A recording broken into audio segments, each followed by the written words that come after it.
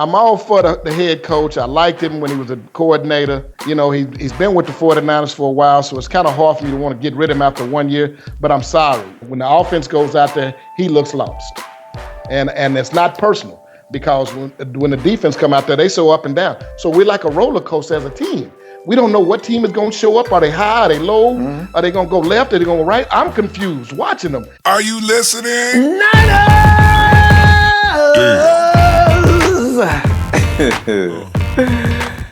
Let us go back. Do you remember we're going into week 16, right? Do you remember early in the season, Jimmy T had that nifty little credo where he says, own it, fix it, move on. Now in week 1, of course, we won the game against Minnesota. We owned them. And then of course, week 2, Jimmy T has to face the media for the first time after a loss. And that's what he came up with, own it, fix it, move on. Now, that means we fixed it 3 times. Or did we? We did not fix it 10 times. So I would say, of course, we never did fix it. And we moved on into mediocrity for the entirety of the season. Live it after each and every game. You notice I'm still smiling? Why? Because like you, we still love the 49ers, right? That's why we're mad. But obviously, suffice to say, some changes got to be made. But where do you start with the changes? Because a lot of people are saying things like, give me a new quarterback. How about the offensive line? Defensive line? Secondary? You see, there's arguments for each and every position. But first and foremost, spotlight the whole operation to begin with. But how about the coaching staff? You look at Belichick's system. Belichick brings players into his system. He molds them into these Patriot machines. He's been with the Patriots forever. So therefore, he has established himself and everybody comes in, they go through the same program and they come out killers. We'll never have a coach that long. But wouldn't it be nice if we had a coaching staff that had that kind of agenda and turned out nothing but super 49ers? My question is, do we now have? And I ask this question because I think, oh man, I know people are gonna get on me about this, but I think we may be a little unfair about the current coaching staff when you consider what they came through and what they have now. And there's been a little progress, but what I want to know is this. Are they the guys to mold our youngins into and back to 49er supremacy? Let me say it again. 49er supremacy just feels good. It sounds good. I can't wait. I can't wait till those days return. I want to talk to you about that right now. Niner fam, we go back to Texas. Let me introduce you to Devon. Devon. Hey, how you doing, man? You know what? As good as a man can be that roots for the San Francisco 49ers. Misery loves company. That's why we're talking. Devon, I'm curious though. A lot of folks in Texas, is everybody tired of the Cowboys? Man. I'm meeting more people from Texas that like the 49ers. It's amazing to me, man. I love to watch them lose, so it's better for me to enjoy being down here winning as a 49er, not losing. Like last time we was here, we won, so I still got one up on them. And then we beat them again in preseason, so I still got one up on them. So it's a lot of Niner faithful down here, baby.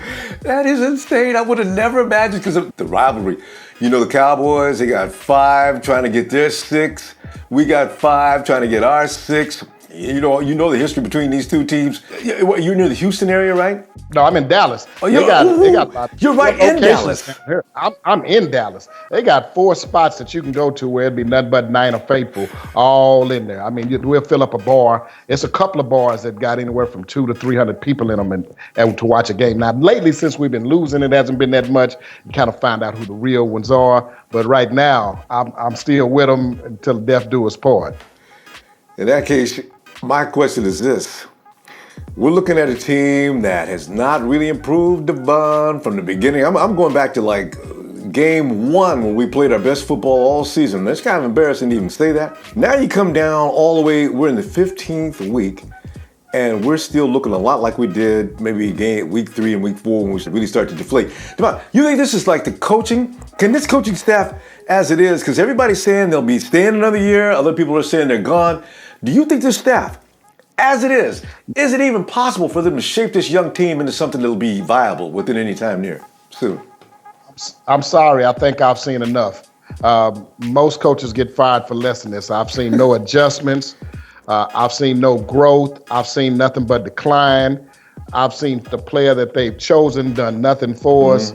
I mean, we can go on. It ain't necessarily one thing that I can focus in on to say, well, if they did this, it would change. I'm seeing total just zeros all the way down. If you gave them a score from A to F, we looking at D- is all the way down. Is that a D- you say? D- all the way down. Yes, sir. Yeah, I mean, it's terrible. And being a faithful that I am, I'm used to winning. I'm used to being able to have something to say when people say anything about the 49ers. This year, they don't give us a chance to say anything. We're the laughing stock as far as offensive line comes. And it's terrible to where we go in game after game, and I'm anticipating maybe we'll show up today and play, and then we get in there and act like we ain't never played football before. And our coaching staff, like you said, does nothing to improve it. So, I mean, it's like, how do we give them another chance? Boy, that's the gospel truth, too. And you know what, I was looking at the coaching staff for the first 2 or 3, 4 weeks, and then all of a sudden I started seeing certain player personnel, and I was wondering, it goes all the way back to Trent Baalke. Trent, how did you choose this individual to be on our team? And why? Why was he not cut during the time that we were building a 53-man roster? Why is he still here? If you had to get rid of 3 players right now, who would you start with? Well, you see, I went and kind of went with the age and situational football. And right now, to me, you got people like Pears on offensive line. Lord have mercy. I'm sorry. I liked Reggie Bush at USC. I like his flair, his flash. But when he came to us, it was like a shell of himself. So he has to go also.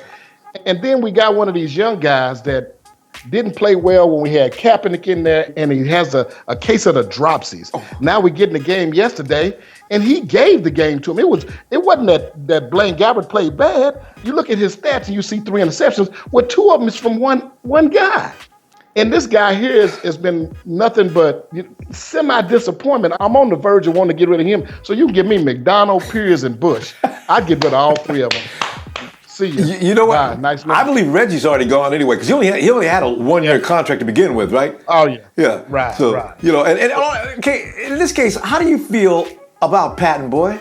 I mean, Quinton. Well, I'm sorry. I like him personally, but he hadn't done it. What have you done for me lately? It's like the Ellington guy. I really like that guy. Don't get me. Yeah, but what has he done?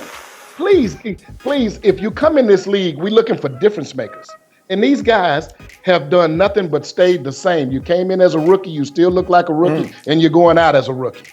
Yeah. To me, it looks like you, even if you have played more than 1 year, you still look like a rookie. Going out. And Patton, Ellington, come on, man.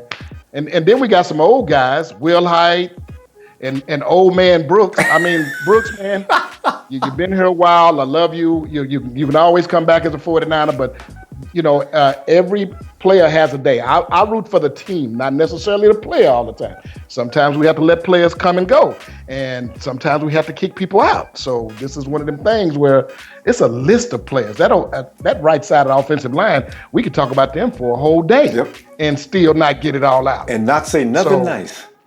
No, Lord. And I hate saying that about personal stuff, but this is about the team, and I'm a team guy.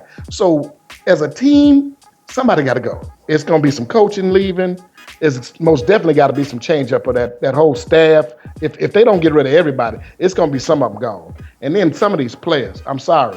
Yeah, we got to get some of these rookies in here and see what they can do so we can start making some decisions. That's what I was about to ask you about that. I was about to ask you about that right now. If you're going to bring in some new players, you got some guys you want to see? Because I'm thinking DeAndrew White, I'd love to see him because I'm tired of Ellington and Patton. And I believe the boy from Alabama has got some style because I seen him early in the season. I thought he had some stuff. Is it time to stop having Ellington bring that ball back, dropping the ball every few minutes, and let Jarryd Hayne come back and play some football? He's had enough class now. What are your feelings on that? Well, I think we need to go ahead and try him out. Bring Jarryd Hayne back up for just to give the fans some morale boost. Everybody liked him. Everybody wants to give him a chance. We want to see what he can do. Yes, he came out a little shaky, but Jarryd Hayne is a future to me. He's a superstar where he comes from. I think he can translate over here to us. And these young wide receivers we ain't even giving them a chance. The guys we got in there can't make. There's no separation, and then you're not running the patterns right. And then when you do get the ball, you don't catch it. So come on, man. We can't have 1 or 2 plays a year. We need game after game. I need difference makers. And Ellington and Patton haven't done it for me. So let's see what these rookies can do. We got 2 games. We got nothing else to lose. We're getting a high draft pick regardless. Yeah, I know. That's my play. I thought it was me just being mean. I go on social media and people say, "Oh, Ron, man, you're hating. What I'm hating on, man? I'm being objective. You guys, I'm telling you right now, look at the name in front of the jersey. Stop crying about this person and this person not getting enough playing time. They're sitting down for a purpose, for a reason, because they weren't. You know what? I do have to say one thing about that. I might have to dispute myself a little bit on that because the fact of the matter is, when they took Debbie out and brought in that new offensive guard, that was a plus. Yeah, that's why I say you need to try different players. Yeah. I'm sorry, the ones they've been picking, they ain't quite working for us. And we've lost too many close games, decision making on bad play. If they make a mistake, hey, next man up. We playing with 3rd and 4th and 5th string players anyway. So let's go on ahead and try these rookies. I mean, what do we got to lose? Today, I feel so much better. I got somebody to agree with me and stop complaining about Ron, stop crying and complaining about the players. I knew it. Hey, Ron, I'm sorry, man. I'm all for the head coach. I liked him when he was a coordinator. You know, he's been with the 49ers for a while, so it's kind of hard for me to want to get rid of him after 1 year. But I'm sorry. When the offense goes out there, he looks lost. And it's not personal because when the defense come out there, they so up and down. So we're like a roller coaster as a team. We don't know what team is going to show up. Are they high? Are they low? Mm-hmm. Are they going to go left? Are they going to go right? I'm confused watching them because it looks terrible. Well, that comes from coaching. Chaos. Exactly. So somebody has to pay. Mm-hmm. I mean, it's this beyond the personal stuff, beyond the hating. Everybody always think because you got an opinion, you hating on somebody. No, it's facts. Yeah. And it's just plain and simple. And very clear. Now that means Jeep Christ has got to be number 1. The first, because you see, this is the thing about Tomsula. Trent Baalke. Yeah. See, the thing is about Jeep though, he's the one that Tomsula is getting Tomsula in trouble. Just like last year when Roman was getting Harbaugh in trouble. And then there's another story surrounding that too. But the thing is, if I've got an adequate OC, maybe he makes me look good. Because maybe I'm overseeing everything, but you got to get rid of him. Mangini is the only guy there. And you know what I thought was going to happen? It may even happen between now and 2 days from now. Mangini may get appointed interim coach. I'm just throwing that out there if it doesn't happen, but I'm just saying. Well, we need somebody that has done it before. He was a head coach before, so maybe this will help us out. Maybe we can start in a different direction because this direction we're going in right now ain't working for us. I mean, this is terrible. And the defense is the only thing that looks real legitimate out there, at least some of the time. If Mangini had a couple more horses, let's say if Lynch shows up this week, even last week, that may be a whole different ball game. So there's things with Mangini I can see he is actually on the ball. Once the defense understands his schemes and actually apply them, along with the fact that those players are just now learning how the Mangini system really works, they're getting better and better. So I'm not mad with him, but yeah, we got a game coming up Sunday. Game doesn't mean a thing, Devon. But Lord have mercy. How tired of you? We got 2 games left. Are you going to be happy if we win this game? Man, I'm always happy when we win, though, be honest with you. Even though I don't think it's going to help us in the draft pick, but, I look for a W every day. I didn't come into this for us to be losers. I didn't come into this for losing. I want to beat Detroit. I want to beat everybody we play. I'd love to be in Carolina's spot right now, 14-0, but that's only can you imagine what it would be like in 49er land at 14-0? Lord. We could walk around talking smack. Hey, I went to the store in this jersey, walking around with the Ed Reed on, and somebody spoke to me today. So, hey, I'm like, I say, if I could wear it when they lose, I most definitely can wear it when they win. Now, that's the way I look at it. It's the mark of a real faithful that can go out shamelessly with his 49er gear on and have an attitude on his face, waiting for somebody to say something. Oh, jump, what? Yeah. Go Niners. If we can beat Detroit, what would be your score prediction? Let's go about 24-17. Sounds good to me. Devon, I like that, man. Give me a holler before you leave. And give me really 49er style, proud 49er style. 3, 2, 1. Niners! All the way from Texas. That's what makes it even more special. Representing down here for the Niners. We real. Thank you, Devon. That man speaks the gospel truth. You know what? Some of them points, I want to point something out here right now because it's going to have something to do with the game this week. Now, Cleveland, 3-11. Tennessee, 3-11. They, of course, are going to get draft picks over us, as they always do. Then I look at Baltimore. Baltimore, Dallas, San Diego, and us are all at 4 and a miserable 10. We will, of course, have to go behind Baltimore. Why? Because we beat Baltimore. I'm just assuming this. I'm not sure if this is a rule, but that would mean we pick number 4. We get our little hand picked first. Who gets the goodies first? It's like Christmas time. This will be further determined as the season progresses of the next 2 games, right? I just don't know what to expect. You know what? I do not. I have to tell you the truth. I'm looking forward to this weekend for one simple reason. First of all, I want to see Trent Brown back out there in that offensive line. That was exciting. DeAndrew White. I want to know, do we have a receiver amongst all those receivers that can run a route, get some separation, so the QB can hit him in stride, run down into the green, and score that TD? Is it asking too much? Why would it be? Jarryd Hayne. Bring him back out. We just talked about that. Bring Hayne back. He has learned enough. It's just like Devon said, give the fans a treat. You know what I wonder though? We got a game coming up this week against Detroit, and I tell you right now, did you see Monday Night Football? Does it strike you as weird? How come that team is that bad? They were just beating the Saints up and down the field. It could be, just like we said, the Saints came back on them in the second half and almost caught up. Maybe it's their defense, but you look at the defense. Long, tall, monstrous dudes with wingspans 7 feet. These dudes are bad. How in the world? So that's what I'm saying. Hey, no, I'm not showing fear. I tell you what, guess who's coming back?